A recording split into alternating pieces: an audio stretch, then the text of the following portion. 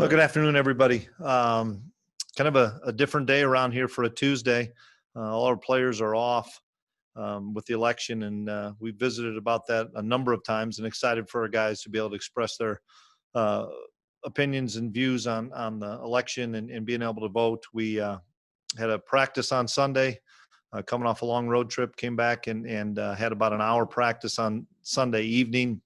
Didn't have a lot of time to gather a bunch of information as far as Oklahoma State game planning wise, but we were able to get a few things done. And then yesterday, which would have been typically our first practice of the week, just basically in helmets and jerseys, we put on shoulder pads and had a typical Tuesday on Monday, and we were able to get some good work done with the guys. And so from a coaching staff standpoint, we're a little behind from a game planning perspective, and we're kind of getting caught up on that throughout the day today, and then we'll reconvene with the guys tomorrow and have a pretty heavy practice, just putting all the final game plans in that we would typically do on Tuesday, we'll do on Wednesday now. So an interesting week as far as how we have to handle it, but I know the guys are handling it well. Start with Kellis. Hey, Chris, I know Oklahoma State was a tough team when you played them last season, but do you feel like they're more complete or an improved group this season? Well, they're a good football team this year for sure. We've watched cut-ups of last year, and they handled us really relatively easily at their place last year. And they're a really experienced defense that flies around, very aggressive. They don't miss tackles. They're going to blitz you, going to put constant pressure on you. And then offensively, we have our hands full because they can beat you at every level. In the fact of the quarterback can beat you with his arm or his feet.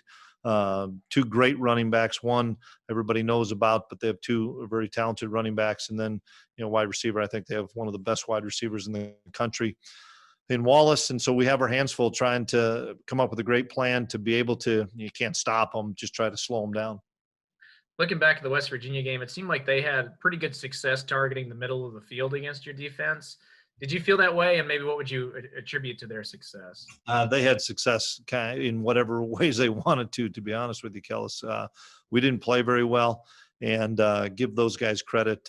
They were able to run the football. Whenever you're able to run the football, it opens things up in the middle because your linebackers are coming downhill a little bit more, and then the play action can get you behind. And we, one play in particular, we get caught in a pressure and kind of dropped coverage, and they got a 58-yard play, and that was just more of a bust than it was anything else. But we need to play better on in all phases. I also want to ask you, had an update on A.J. Parker or Briley Moore. Would you expect them to play this week? AJ practiced limited yesterday, so that was good to see him out there. Briley, we didn't practice yesterday, but doing all this treatment and stuff, and I know he's starting to feel a little bit better. So hopefully we'll have more of an idea on Wednesday or Thursday with both those guys. All right, thanks, Chris. Appreciate it. You bet. John?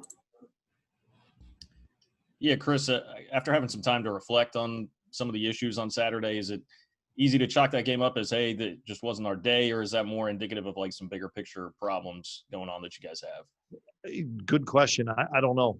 We'll find out how we respond when when adversity strikes. You're going to find out the character and resolve of your guys, and you've got to attack the adversity. And we didn't play well. It was on the road and got behind and had a hard time digging ourselves out of it. All that being said, in the second quarter, we had our opportunities. We could have been in a competitive game or even potentially ahead, and instead they made the plays and we didn't. And so you have to evaluate that and make sure that you make your corrections, but you can't just sit and dwell on it because you need to move on. And in this league, everybody has ability to run points up on the board, and everybody has ability to play good enough defense and stop you. And so we just need to learn from it and get better and move forward.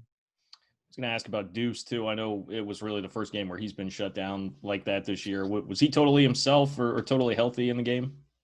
I thought he was healthy. Yeah, he was fine. He didn't practice a bunch last week because of an issue, but he was healthy for the game. And once again, as talented as that young man is, you have to find ways to take him away, and West Virginia did that. And we thought we had some creative ways to get him the football, but we couldn't have time to throw it or whatever else may have happened. And so once again, give West Virginia the credit that they deserve.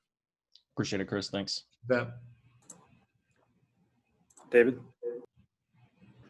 Yeah, Chris, I know you talked about the balance that Oklahoma State has, but I'm guessing with 296 yards last year, Chuba Hubbard has to be a focus. Can you just talk about slowing him down a little bit? Yeah. We gave up the explosive play on via the run last year, and we cannot do that to be successful. We have to limit those explosive plays. We need to tackle better. We need to fit things better. We didn't fit things very well in the run game last year. And obviously that's been a point of emphasis and will be continuing on throughout the week. But we have to make sure that he doesn't have a huge day or everything opens up. If he has a huge day, then we're stacking the box with more and more guys, and then creates all sorts of other issues. So we have to come up with a great game plan, and that's kind of what today is. We were able to piece together a few things yesterday, but today, from a coaching staff standpoint, we need to go through all the tape to see what gives us the best chance to be successful. Thanks, Coach. You bet. Robert? Yeah, Coach. I wanted to ask the need on defense. I love disruptive defensive players. When you watch the tape, Wyatt Hubert stands out. Inside technique, Drew Wiley stands out. And I've been very impressed with watching the play of Justin Hughes. Those three guys, especially against an offense like Oklahoma State, have to come to play on Saturday and talk about their ability to mess up some teams' offenses. Well, we feel one of the strengths of our team is our defensive line. And you're right, Wyatt, Hubert, and Drew Wiley have played really well for us. Khalid Duke's playing well, Bronson Massey, Eli Huggins. We're going to keep rotating guys in because we have to play really well up front to try to slow down Oklahoma State a little bit. And then we're playing a number of linebackers and defensive backs, and we have to continue that rotation because, Oklahoma State wants to play 100 plays against you, and we need to make sure that we can stay fresh with our guys. And that's one thing that we have been able to do is rotate an awful lot of guys at all levels of the defense. And we're going to have to do the same thing because it's going to be a game where they're going to want to run up tempo and try to get a bunch of plays. And we need to make sure we have fresh athletes in there. Your special teams have been so solid all season, and I think, they're coming off a game where special teams hurt them in a couple of ways. But when you look at the one matchup that to me intrigues me, your punt return averaging 23 yards a game or 23 yards a return, their punting unit, which is one of the tops in the Big 12, and Hutton he's not a big bang punter, but he seems to have the kind of kick that keeps people from being able to return. Talk about that matchup, your return unit and their punt unit. Yeah, well, hopefully we can get them to punt a few times. That's the first thing. But you're 100% right. We have to do a great job at the line of scrimmage to get our punt return started, and that's what we always talk about is just getting it started. If we can get it started and not get it disrupted by guys going down quickly and forcing a fair catch and those things, Phillip's a pretty talented guy, and our guys understand leverages and using their tools in blocking players that Phillip reads those things really well. So for us to be successful, we need to be able to flip a field somewhere along the line, whether that's a punt return, a kick return, whatever it may be, so that we can get a shorter field for our offense. Coach, thank you very much. Appreciate it. Kellis? Chris, after at the end of that second drive where you got all the way down to the goal line, after they committed the penalty on the kick on the field goal, did you think at all about putting the offense back out there and going for it? Yeah, we did. And you can easily say in hindsight we should have gone for a touchdown there early in the game, trying to get points, as well as we just had 3 shots from the 2-yard line and didn't get in. And so I thought maybe from a rhythm, momentum standpoint, if we take another shot and don't get in there, maybe that would have even hurt our confidence more. Bottom line is we can't put ourselves in that position. We're second and goal at the 2 or first and goal at the 2, whatever it was, and we can't get in the end zone. We need to be able to score. And that's been kind of where we've been the last few weeks. And we had a couple of short fields against KU and didn't get touchdowns and had to settle for field goals. And the way that we're going to play and the way we need to play is to be able to convert those into touchdowns in the red zone. So whether it's that play or different plays in different games, we have to be more productive with touchdowns. I also wanted to ask, you said several times you're not concerned about Will or his confidence. He's got that it factor. What's he like in practice when he makes a mistake? Does he bounce right back up? Can you tell us about that? Yeah, he's good in that respect. I mean, obviously Coach Klein does a great job, and we go on to the next play and coach on the run and get him schooled up, and we move on to the next play. But, you have to have a short memory a little bit. You got to have it in the back of your mind. You can't make mistakes where you're turning the football over, but we still have to push the ball downfield. We still have to be able to run the correct routes so that he can get the ball out on time. We have to be able to protect so that he knows that he's going to have a cleaner pocket to throw the football. It was kind of a culmination of things, whether it was maybe an errant throw to maybe a wrong route to maybe a bust in protection, and all of a sudden hands and stuff are all over you, and then you end up sometimes getting a tip ball or something. And so, Will, you got to realize this kid's a true freshman that's playing high-level football, and he's learning on the run. And I just, more than anything, I like the way he handles things and like the way he handles himself. And he's leading our offense, whether it's a 55-14 win or a 37-10. That can't change because he has to be the catalyst that leads the offense. Fitz? Coach, what has Drew Wiley meant for your defense this year? I think he's been the MVP of our defense so far this year. He plays a ton of snaps. He loves to play the game, and that's what's so much fun to watch is Drew loves to practice. He loves to compete, loves to go to the meetings, likes to go to the walkthrough, has a great time with the guys. He's disruptive. He's tough to block one-on-one. He's doing things in the run game, doing things in the pass game. And we starting to design a lot of things around him because he is such a playmaker. And so we knew he was going to be a good player this year. We were really confident in that. But he's been, I think, our most productive guy for 6 games, and so excited that in his senior season he's having this great a year. What's it say about him that he came out of, the pandemic, having to work out at home or on his own, in better shape, ready to play, took giant steps forward in terms of conditioning and preparation? Yeah, he just he's got that will and that desire to compete and be his best. And he was a part-time player at least last year for us, the year that I had with him, because we had Mitty and Trey Deshawn in there, so he was a rotating guy. And I think he said, you know what, I'm going to be the guy. I'm going to be the Trey Deshawn or the Mitty that's going to be the playmaker. And he's a really competitive guy, and he works so hard at it, whether it's in the weight room or at practice. The kid doesn't take any plays off. And so for a younger player to watch Drew Wiley compete every day and compete on every play, I think it's a great thing for a young kid to say, man, model your game off of what Drew Wiley does. How challenging is this Oklahoma State offense? You could try to take away the run, and even if you're successful, they've got a pretty darn good receiver running around. Yeah, it's really challenging. That's why we have to do a great job with what we talk about of complementary football. We have to be able to stay on the field offensively and be able to churn out first downs, even if we're maybe not getting a scoring drive. We've got to be able to take 4 or 5 minutes off the clock and get some first downs so that limits some of their opportunities. If they're getting 100 plays, we're in trouble, and that's what they want to have. And so for us, we have to be able to slow down the rush. We know that. We can't just sit and cover 2 the whole game and let them run the football. But in the same respect, we have to pick and choose our chances when we're going to be aggressive, maybe run blitz, whatever it may be, because you've got some receivers on the edge that can make plays.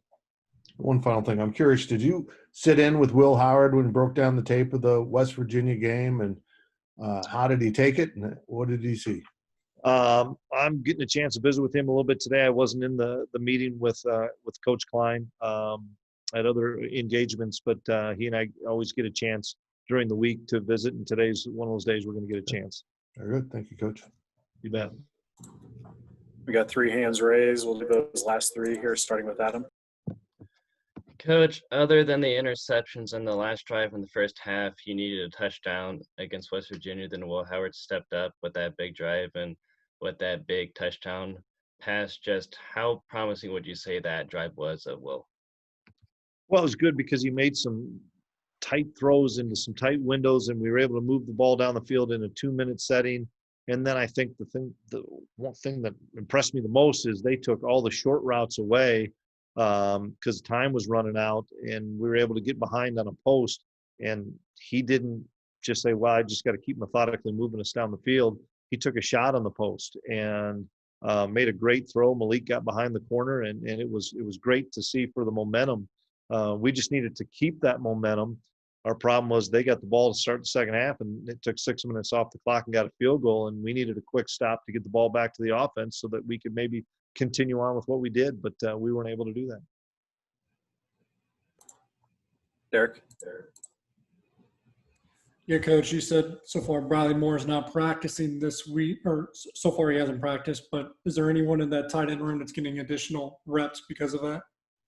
They're just the same ones. Sammy and Nick will have taken the lion's share of it. Connor Fox will sprinkle in a little bit. Jax can play tight end or fullback. Barta. We have a number of guys there, but Bradley's a pretty special talent, and we knew he was probably going to be out Sunday and Monday. We were hoping to get him back potentially Tuesday. Obviously, Tuesday's off, so now we got to look and see where we're at on Wednesday. But I know that he is progressing. In terms of the wide receivers, would you kind of pin their lack of as much production as you like to see on the circumstances of the season? Because there's been a lot of disruptions with that group between transfers and COVID, or is it just lack of performance so far? I think it's a combination of everything, and the fact that we haven't sustained drives, and that's not the wide receiver's fault. That's not the quarterback's fault. That's sometimes the defense, because we can't get off the field. We just haven't had enough plays, I don't think. And you throw in the fact that we've had a running back that's been pretty dynamic, and when he's got the ball, some good things that have happened, and so we're going to get him the football. And we've had a tight end that's been really dynamic as well. And when you have the limited amount of plays that we've had, sometimes it doesn't go all around. And that's the thing that guys have to be unselfish and say, shoot, we're winning. We're 4-2, 4-1 in the Big 12. Let's be happy that we're getting the W's. The catches, the throws may come, but right now there's a couple guys that are making some big time plays, and we got to get them the football. Last one here, Robert. Yeah, Coach, I'm kind of on your side on this with Bradley Moore, and I hope he's able to play. And if he is, the need for him, he's not really a hidden target. Everybody knows who he is, but in trying to play complementary football, like you said, his value to that offense in playing complementary football and staying on the field in your estimation. He moves the chains. You know, he makes the tough catch. He can catch a ball on 3rd and 8 for 5 yards and get 9 and get a first down. He can block the edge at the point of attack. He does so many things. He can flex out. He can be a fullback in the backfield. 100%. He's a guy that makes our offense so much better because of his versatility.